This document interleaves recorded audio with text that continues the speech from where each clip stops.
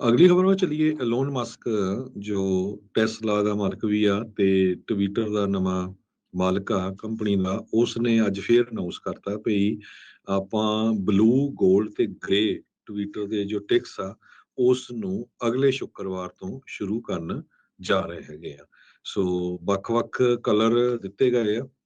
ਇਲੋਨ Musk ਨੇ tweet ਕੀਤਾ ਹੈ, ਕਹਿੰਦਾ ਵੀ ਡਿਲੇ ਹੋਣ ਦੇ ਲਈ ਮਾਫੀ, ਤੇ ਅਸੀਂ ਲਾਂਚ ਕਰਨ ਜਾ ਰਹੇ ਹਾਂ ਅਗਲੇ ਸ਼ੁੱਕਰਵਾਰ ਨੂੰ। 골ਡ ਚੈੱਕ ਹੋਊਗਾ ਕੰਪਨੀਆਂ ਦੇ ਲਈ, ਗ੍ਰੇ ਚੈੱਕ ਹੋਊਗਾ ਗਵਰਨਮੈਂਟ ਜੋ ਅਕਾਊਂਟਸ ਆ, ਤੇ ਬਲੂ ਹੋਊਗਾ ਇੰਡੀਵਿਜੂਅਲਸ ਦੇ ਲਈ। ਤੇ ਸਾਰੇ ਹੀ ਇਹ ਜਿਹੜੇ ਅਕਾਊਂਟਸ ਆ ਉਹਨਾਂ ਨੂੰ ਵੈਰੀਫਾਈ ਕੀਤਾ ਜਾਊਗਾ।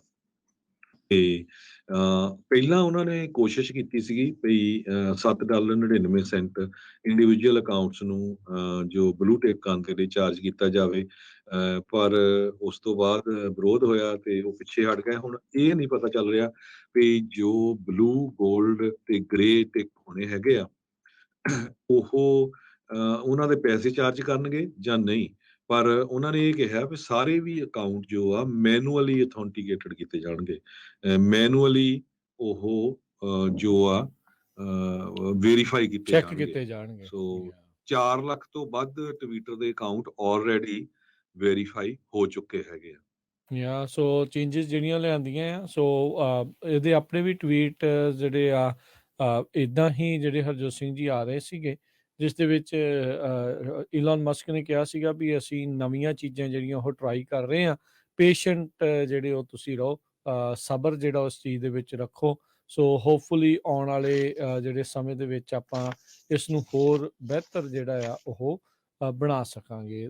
ਸੋ ਹੁਣ ਇਹਨਾਂ ਨੇ ਜਿਹੜੇ ਮਲਟੀਪਲ ਕਲਰਸ ਦਾ ਜਿਹੜਾ ਉਹ ਕੀਤਾ ਆ, ਇਸ ਚੀਜ਼ ਨੂੰ ਡਿਫਰੈਂਸ਼ੀਏਟ ਕਰਨ ਦੇ ਲਈ ਵੀ ਪਤਾ ਲੱਗ ਜਾਵੇ, ਕਿਉਂਕਿ ਪਹਿਲਾਂ ਸਿਰਫ ਇੱਕ ਬਲੂ ਟਿਕ ਹੀ ਹੁੰਦਾ ਸੀਗਾ, ਬਲੂ ਕਲਰ ਦਾ ਹੀ ਜਿਹੜਾ ਉਹ ਹੁੰਦਾ ਸੀਗਾ, ਜਿਸ ਦੇ ਨਾਲ ਜਿਹੜਾ ਇਹ ਪਤਾ ਨਹੀਂ ਸੀ ਲੱਗਦਾ ਵੀ ਇਹ ਇੰਡੀਵਿਜੂਅਲ ਆ ਜਾਂ ਕਿੱਦਾਂ ਕਿਵੇਂ ਆ।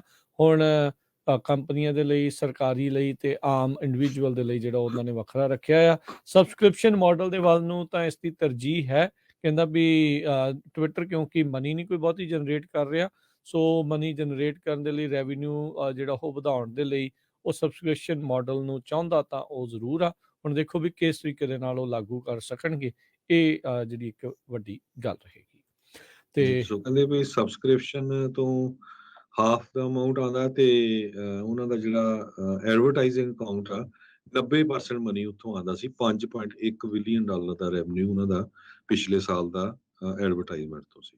ਜੀ ਜੀ ਬਿਲਕੁਲ। ਇੱਥੇ ਆਪਾਂ ਇੱਕ ਬ੍ਰੇਕ ਲੈ ਲੈਂਦੇ ਹਾਂ ਤੇ ਬ੍ਰੇਕ ਤੋਂ ਬਾਅਦ ਸੋਚਿਓ ਅਸੀਂ ਮੁੜ ਕੇ ਫਿਰ ਵਾਪਸ ਹਾਜ਼ਰ ਹੋਵਾਂਗੇ ਤੇ ਖਬਰਾਂ ਦਾ ਸਿਲਸਿਲਾ ਜਿਹੜਾ ਉਹ ਇਦਾਂ ਹੀ ਚੱਲਦਾ ਰਹੇਗਾ। ਮਿਲਦੇ ਹਾਂ ਇੱਕ ਬ੍ਰੇਕ ਤੋਂ ਬਾਅਦ।